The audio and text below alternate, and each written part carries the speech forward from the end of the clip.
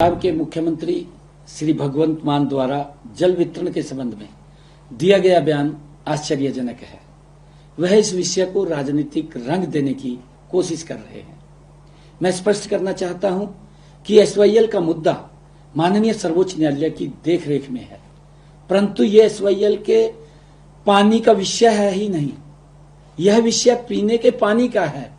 मैं बताना चाहता हूं कि हर वर्ष अप्रैल, मई और जून के महीने में हरियाणा कॉन्टैक्ट पॉइंट पर 9000 क्यूसिक पानी बीबीएमबी द्वारा दिया जाता है।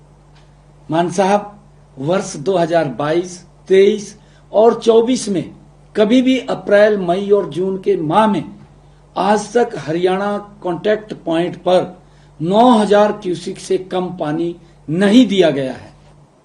जो पानी बीबीएमबी एचसीपी पर भेजता है उसमें दिल्ली के पीने के पानी का हिस्सा 500 क्यूसिक है, राजस्थान के पीने के पानी का हिस्सा 800 क्यूसिक है और खुद पंजाब के पीने के पानी का हिस्सा 400 क्यूसिक है।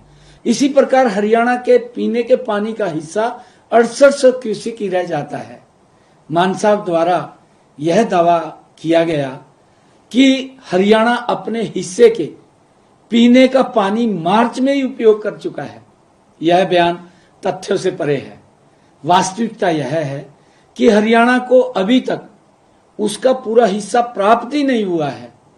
पिछले एक सप्ताह में हरियाणा को केवल 4000 क्यूसिक ही पीने का पानी प्राप्त हुआ है, जो हरियाणा की कुल मांग का लगभग 60% है। यदि बीबीएमबी हरियाणा की मांग के अनुसार शेष पानी उपलब्ध कराता है तो यह भाखड़ा डैम के जल भंडार का मात्र 0.0001% होगा। इससे भाखड़ा के जल भंडार पर कोई प्रभाव नहीं पड़ेगा। यदि हरियाणा के कॉन्टैक्ट पॉइंट पर कम पानी आता है तो दिल्ली में भी पीने के पानी की आपूर्ति प्रभावित होगी। मान साहब, जब तक दिल्ली में आम आदमी पार्टी की सरकार थी तब तक दिल्ली जाने वाले पानी पर आपकी सरकार को कोई आपत्ति नहीं थी, लेकिन अब दिल्ली में आम आदमी पार्टी की सरकार हार गई है तो दिल्ली की जनता को सजा देने के लिए मान साहब यह बयानबाजी क्यों कर रहे हैं। मान साहब ने पोंग और रणजीत सागर डैम में पानी का जल स्तर कम होने की वकालत तो की है, परंतु यह नहीं बताया कि भाखड़ा डैम की क्या स्थिति है, क्योंकि हरियाणा को पीने का पानी भाखड़ा डैम से मिलता है, न कि पोंग डैम या रणजीत सागर डैम से।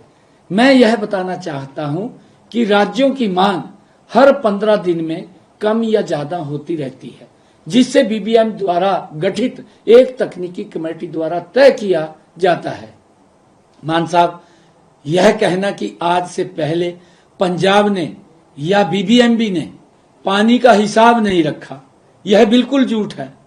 एक एक बूंद पानी का हिसाब बीबीएमबी के साथ साथ राजस्थान, पंजाब, दिल्ली और हरियाणा की सरकारों के पास हर समय रहता है। मान साहब, इस विषय पर मैंने 26 अप्रैल को स्वयं फोन पर आपको बताया था कि बीबीएमबी की टेक्निकल कमेटी ने पंजाब, हरियाणा, दिल्ली और राजस्थान को पानी छोड़ने का जो निर्णय 23 अप्रैल को लिया था उसके क्रियान्वयन में पंजाब के अधिकारी आनाकानी कर रहे हैं। उस दिन मान साहब आपने आश्वासन दिया था कि शाम तक पानी छोड़ देंगे और आपने मुझे यह भी कहा था कि आप मुझे फोन पर बधाई भी देंगे। मान साहब, परंतु अगले दिन 27 अप्रैल को दोपहर 2 बजे तक पंजाब के अधिकारियों ने कुछ नहीं किया, बल्कि हरियाणा के अधिकारियों के फोन तक नहीं उठाए। इस पर मैंने अगले दिन आपको पत्र लिखकर इन तथ्यों से अवगत भी कराया है, परंतु मैं हैरान हूं कि 48 घंटे तक पत्र का जवाब देने की बजाय मान साहब आपने एक वीडियो जारी की और आपने राजनीतिक स्वार्थ के लिए तथ्यों को दरकिनार करते हुए हरियाणा के लोगों को भ्रमित करने का प्रयास किया है। मान साहब, हमारी संस्कृति में है कि अगर हमारे घर पर कोई भी व्यक्ति आता है तो पानी पिलाकर हम उसका स्वागत करते हैं।